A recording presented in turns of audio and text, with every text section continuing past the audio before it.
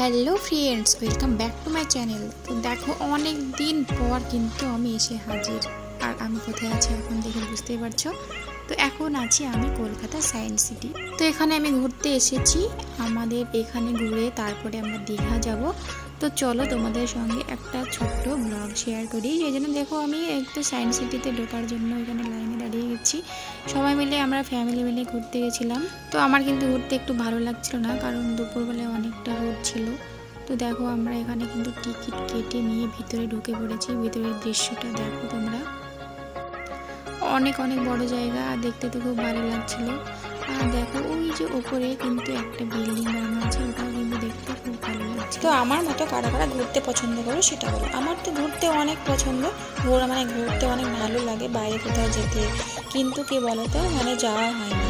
সে বলে না, যার ইচ্ছা থাকে তার কিন্তু কপালে ঘুরতে যাওয়া হয় না। তো কোনো রকমে এই যে দীঘায় যাবো বলে বেরিয়েছি। এটা কিন্তু ফ্যামিলির সঙ্গে এসেছি, হাজব্যান্ড বাদে। ভাবা যায় যে হাজব্যান্ড বাদে দীঘা ঘুরতে চলে এসেছি। তো চলো, নিজের ভিডিও একটু বানিয়ে নিলাম। এখানে যে গাছ গোছালি আছে এগুলো ধরে ধরে। তারপরে তো এখানে আমরা চলে এসেছি সকালবেলায় দীঘা। প্রচণ্ড পরিমাণে বৃষ্টি হচ্ছিলো। আমরা তো ভাবছিলাম দীঘা এসে ঘুরতেই পারবো না। তো বৃষ্টিটা কিন্তু খুব ভালো লাগছিলো, আর আমি উপভোগ করছিলাম বৃষ্টিটা পড়ছিল তখন। আর বৃষ্টিও কিন্তু আমার খুব ভালো লাগে। যখনই মন খারাপ থাকে, যদি বৃষ্টি হয়, আমার কিন্তু মনটা অটোমেটিকই ভালো হয়ে যায়। আমি কিন্তু বৃষ্টিতে এরকমভাবে বৃষ্টির সঙ্গে খেলা করি। তোমরা কে কে আমার মতো ছোটো বাচ্চার মতো বৃষ্টির সঙ্গে এইভাবে খেলা করি। তো তারপরের দিন বিকেলবেলায়, তারপরের দিন নয়, সেই দিনই বিকেলবেলায় আমরা বিচে চলে এসেছিলাম। দেখো, এই বিচে প্রচণ্ড ভিড়, অনেকজন মানুষজন, বিকেল হয়ে গেছে তাও সবাই স্নান করছে। তো কি করব, এই ভিড়ের মধ্যে দিয়ে আমরা নিচে নেমেছিলাম। দেখো, এখানে আমি নিজের ভিডিও একটু বানিয়ে নিয়েছি, হেঁটে হেঁটে বেড়াচ্ছিলাম। তারপর আমি আমার বেবিকে নিয়ে, বেবি বায়না ধরছিল খুব যে ঘোড়ায় চাপবে, তো আমি একটু চেপে নিলাম ওর সঙ্গে। এর আগে কোথাও আমি কোনো জায়গায় ঘোড়ায় চাপিনি, তো এখানে একটু চেপে নিলাম। তো তারপরের দিন সকালবেলায় 10টার মধ্যেই আমরা স্নান করতে চলে এসেছিলাম। আমি কিন্তু স্নান করিনি, আমি এই যে জোয়ারের সঙ্গে খেলা করছিলাম। এটা কিন্তু আমার খুব ভালো লাগছিল। সবাই স্নান করছিল, আমি কিন্তু স্নান করতে নামিনি সমুদ্রে। তো সমুদ্রে যে জল আছে, জল নিয়ে খেলা করছিলাম আর ভিডিও করছিলাম। সমুদ্রে যে ঢেউ আসছিলো, ওই ঢেউটা কিন্তু অনেক ভালো লাগছিলো। তাই আমি ভাবলাম যে নিজের ভিডিও করে নিই। তো এখানে আমি ভিডিও বানাচ্ছিলাম নিজেই। আর এই যে জোয়ার আসছে আর নেমে যাচ্ছে, তো এটা কিন্তু খুব উপভোগ করছিলাম খুব আনন্দের সঙ্গে। আর তো ভাবলাম যে ভিডিওটা বানিয়ে। তো সমুদ্র থেকে হোটেলে ফিরে খাওয়া দাওয়া করে তারপরে আমরা 12টা থেকে 1টার মধ্যে বেরিয়ে গিয়েছিলাম। এখানে বিচিত্রপুর দ্বীপপুঞ্জ বলছে, এখানে আমরা ঘুরতে গেছিলাম। তো এই দ্বীপটা তোমাদেরকে দেখাবো চলো। তো এটা কিন্তু দ্বীপে এন্ট্রি, দ্বীপে যেতে হবে, বোটে করে যেতে হবে। তো এখানে আমরা টিকিট কাটার জন্য ওয়েট করছিলাম। টিকিট কেটে এখানে ওয়েট করছিলাম যে বোট আসলে তারপরে আমরা যাবো দ্বীপটা ঘুরতে।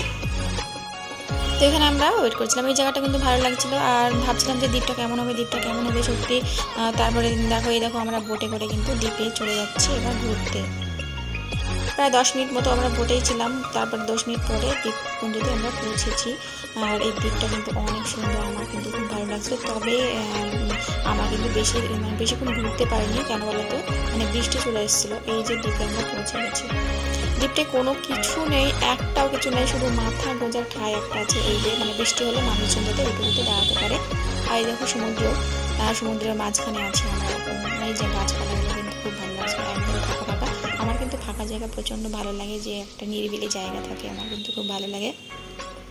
তো এখানে আমি কয়েকটা ক্লিপ রেডি করে নিয়েছিলাম, ভিডিও বানিয়ে নিয়েছিলাম, যে তোমাদের সঙ্গে শেয়ার করবো বলে এই জায়গাটা। আর এখানে আমরা একটু বেশি ঘুরতে পারিনি, খুব অল্প পরিমাণে ঘুরেছি। এই যে খুব সুন্দর লাগছিল কিন্তু জায়গাগুলো দেখতে। এই যে বিচের ধারটা, ওয়াও, খুব সুন্দর।